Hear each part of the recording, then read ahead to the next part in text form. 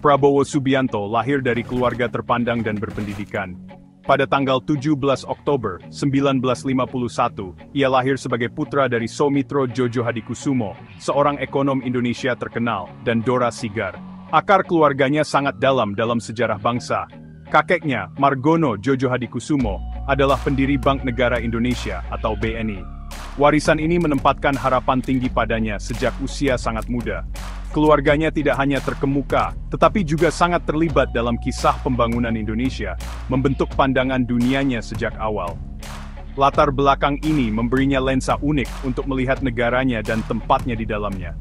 Takdirnya tampak terjalin dengan pelayanan publik. Masa kecilnya jauh dari biasa.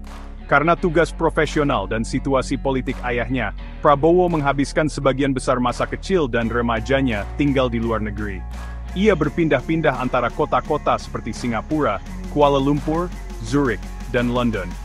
Masa kecil nomaden ini membuatnya terpapar pada budaya dan cara berpikir yang berbeda, memberinya perspektif global yang hanya dimiliki sedikit teman sebayanya.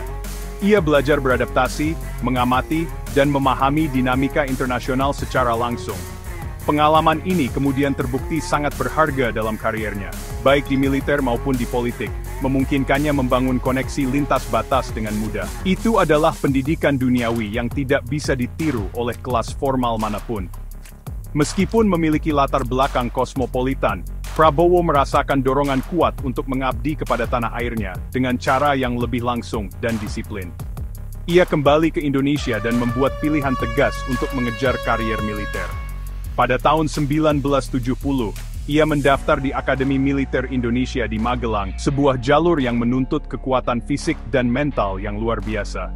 Ia lulus pada tahun 1974 sebagai Letnan II, siap mendedikasikan hidupnya untuk angkatan bersenjata. Keputusan ini menandai titik balik penting, menukar kehidupan yang berpotensi nyaman secara internasional dengan struktur yang ketat dan tugas patriotik seorang prajurit. Disinilah fondasi komandan yang akan ia menjadi diletakkan. Perjalanan militernya dengan cepat menjadi terkenal.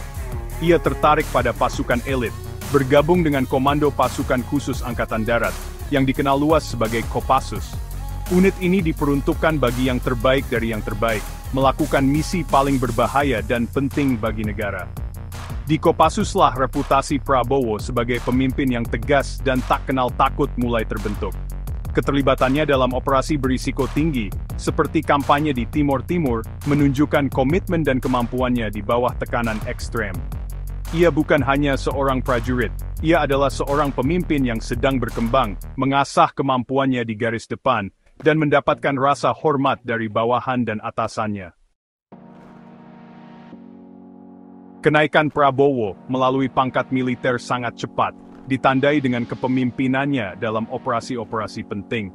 Kariernya di Kopassus adalah legenda, yang beruncak pada pengangkatannya sebagai Komandan Jenderal pada tahun 1995.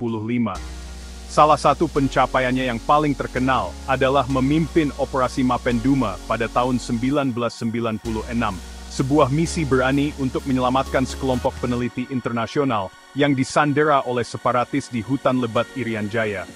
Operasi yang berhasil itu mengukuhkan citranya sebagai komandan yang cakap dan aktif. Kariernya mencapai puncaknya ketika ia diangkat sebagai Panglima Komando Cadangan Strategis Angkatan Darat atau Pangkostrat pada awal 1998, salah satu posisi paling kuat di militer Indonesia. Namun, gejolak politik 1998 mengakhiri karier militernya secara tiba-tiba dan kontroversial. Saat angin reformasi melanda Indonesia, yang menyebabkan jatuhnya Presiden Soeharto, Prabowo menemukan dirinya di tengah tuduhan serius. Ia dituduh terlibat dalam penculikan aktivis pro-demokrasi selama bulan-bulan terakhir, yang kacau balau rezim Orde Baru. Meskipun kesalahannya tidak pernah terbukti di pengadilan, tuduhan itu sangat serius. Dewan Kehormatan Militer merekomendasikan pemecatannya dari dinas. Pada Mei 1998, di puncak kekuasaannya, Prabowo diberhentikan secara hormat dari militer. Sebuah kejatuhan yang mengejutkan bagi jenderal yang telah banyak menerima penghargaan. Setelah diberhentikan, Prabowo pindah ke luar negeri, menghabiskan masa pengasingan diri di Yordania. Ini adalah masa transisi yang mendalam, memaksanya untuk menemukan kembali dirinya di luar dunia militer yang terstruktur yang telah mendefinisikan kehidupan dewasanya. Di Timur Tengah, ia memanfaatkan koneksi internasionalnya dan kecerdasannya yang tajam untuk memasuki dunia bisnis. Ia membangun karier baru, mendirikan perusahaan-perusahaan sukses di sektor-sektor seperti kehutanan, pertambangan, dan pertanian. Periode ini membuktikan bahwa ia lebih dari sekadar seorang prajurit. Ia juga seorang pengusaha cerdik yang mampu menavigasi pasar global yang kompleks. Itu adalah babak yang tenang namun krusial, di mana ia membangun kembali pengaruh dan kekayaannya. Waktu jauh dari mata publik di Indonesia ini juga berfungsi sebagai periode refleksi dan perencanaan strategis. Sambil membangun kerajaan bisnisnya, ia mempertahankan jaringannya baik di dalam negeri maupun di luar negeri. Tidak pernah sepenuhnya melepaskan diri dari perkembangan politik di tanah airnya. Pengalaman di dunia korporat mempertajam pemahamannya tentang kedaulatan ekonomi dan sumber daya nasional. Tema-tema yang kemudian akan menjadi inti dari platform politiknya. Ia dengan sabar menunggu saat yang tepat untuk kembali, bukan sebagai seorang prajurit, tetapi sebagai kekuatan politik. Tahun-tahun di pengasingan bukanlah akhir melainkan pendahuluan dari babak berikutnya. Dan mungkin yang paling menantang dalam hidupnya. Panggilan untuk kembali ke kehidupan publik menjadi terlalu kuat untuk diabaikan. Pada tahun 2008, Prabowo secara resmi kembali ke panggung politik Indonesia dengan ikut mendirikan Partai Gerindra yang merupakan singkatan dari Partai Gerakan Indonesia Raya. Ini adalah kendaraan barunya untuk pengabdian nasional. Partai ini dibangun di atas platform nasionalisme yang kuat, kedaulatan ekonomi, dan keadilan sosial. Ia memperjuangkan gagasan Indonesia yang kuat, mandiri, yang dapat berdiri tegak di panggung dunia. Gerindra dengan cepat mendapatkan daya tarik, menarik pengikut yang tertarik pada kepemimpinan karismatik Prabowo dan pesannya tentang kebanggaan nasional. Ia bukan lagi hanya seorang jenderal, ia adalah seorang pemimpin politik dengan visi yang jelas. Ujian besar pertamanya datang dalam pemilihan presiden 2009. Alih-alih mencalonkan diri sebagai presiden, ia secara strategis memilih untuk mencalonkan diri sebagai calon wakil presiden bersama Megawati Soekarno Putri. Meskipun pasangan itu tidak menang, kampanye tersebut merupakan pengalaman belajar yang krusial.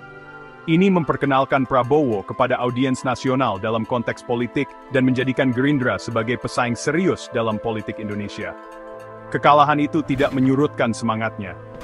Sebaliknya, itu memicu tekadnya untuk membangun dukungan akar rumput partainya dan mempersiapkan pertempuran berikutnya. Ia telah merasakan arena politik dan siap untuk lebih, belajar pelajaran berharga tentang aliansi dan strategi kampanye. Pemilihan presiden 2014 dan 2019 menjadi kontes politik yang epik. Dalam kedua pemilihan tersebut, Prabowo mencalonkan diri sebagai presiden, berhadapan dengan Joko Widodo, yang populer dikenal sebagai Jokowi. Ini adalah kampanye yang intens dan sengit yang sangat memecah belah bangsa. Prabowo memposisikan dirinya sebagai pemimpin yang kuat dan tegas, berbeda dengan citra Jokowi sebagai orang yang dekat dengan rakyat. Meskipun memobilisasi basis pendukung yang besar dan sangat setia, ia dikalahkan dalam kedua kesempatan tersebut. Kekalahan beruntun ini merupakan kemunduran yang signifikan, dan banyak analis politik percaya ambisi kepresidenannya telah berakhir. Itu adalah periode tantangan besar yang menguji tekadnya hingga ke inti. Namun, dalam langkah yang mengejutkan bangsa, Prabowo memilih jalur rekonsiliasi setelah pemilihan 2019 yang memecah belah. Ia menerima undangan Presiden Jokowi untuk bergabung dengan kabinetnya, mengambil peran sebagai Menteri Pertahanan. Keputusan ini merupakan langkah politik yang sangat cerdas. Itu memungkinkannya untuk melayani negara secara langsung, berkontribusi pada keamanan nasional, dan menunjukkan komitmennya terhadap persatuan nasional di atas ambisi pribadi. Sebagai Menteri Pertahanan, ia fokus pada modernisasi peralatan militer Indonesia dan memperkuat hubungan diplomatik, mendapatkan rasa hormat atas pendekatan profesional dan kolaboratifnya. Peran ini menempatkannya kembali di jantung pemerintahan, membangun kembali citranya sebagai seorang negarawan. Setelah bertahun-tahun upaya tak kenal lelah dan reposisi strategis, Prabowo memulai pencalonan presiden ketiganya untuk pemilihan 2024. Kali ini, pendekatannya berbeda. Ia membentuk koalisi yang kuat dan memilih Gibran Rakabuming Raka, putra sulung Presiden Jokowi, sebagai calon wakil presidennya. Kampanye dibangun di atas pesan keberlanjutan, berjanji untuk melanjutkan program-program populer pemerintahan Jokowi, sambil menambahkan inisiatif khasnya sendiri, seperti program makan siang dan susu gratis untuk siswa. Narasi keberlanjutan dan peningkatan ini sangat beresonansi dengan mayoritas pemilih Indonesia, yang menginginkan stabilitas dan pembangunan berkelanjutan. Ketekunannya telah menyiapkan panggung untuk kemenangan akhirnya.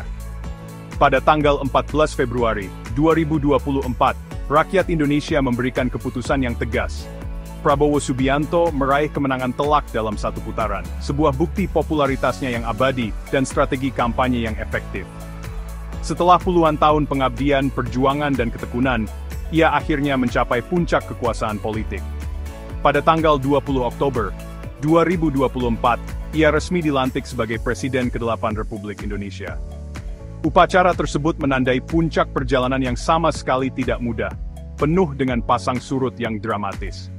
Kemenangannya bukan hanya pencapaian pribadi, tetapi kisah kuat tentang ketahanan dalam menghadapi kemunduran berulang.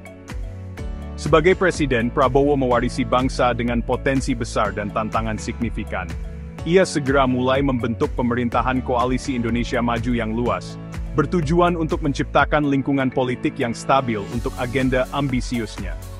Pemerintahannya berjanji untuk melanjutkan proyek-proyek infrastruktur besar, termasuk Ibu Kota Baru, Nusantara, dan untuk mengejar hilirisasi sumber daya alam untuk meningkatkan ekonomi. Para pendukungnya melihatnya sebagai pemimpin kuat yang dibutuhkan Indonesia untuk menavigasi lanskap global yang kompleks, sosok yang dapat melindungi kepentingan nasional sambil mendorong kemajuan. Ia melangkah ke dalam peran tersebut dengan beban harapan publik yang sangat besar di pundaknya. Perjalanan epik Prabowo Subianto, dari seorang kadet muda menjadi jenderal terkenal, dari seorang pengasingan politik menjadi kandidat yang tangguh, dan akhirnya menjadi presiden, adalah kisah luar biasa tentang ambisi dan ketekunan. Kisahnya mewujudkan gagasan bahwa kekalahan bukanlah akhir, melainkan bagian dari jalan panjang menuju kesuksesan. Ini adalah narasi tentang seorang pria yang jatuh dari puncak kekuasaan militer, hanya untuk bangkit kembali di arena politik, melalui ketekunan yang murni dan tak tergoyahkan.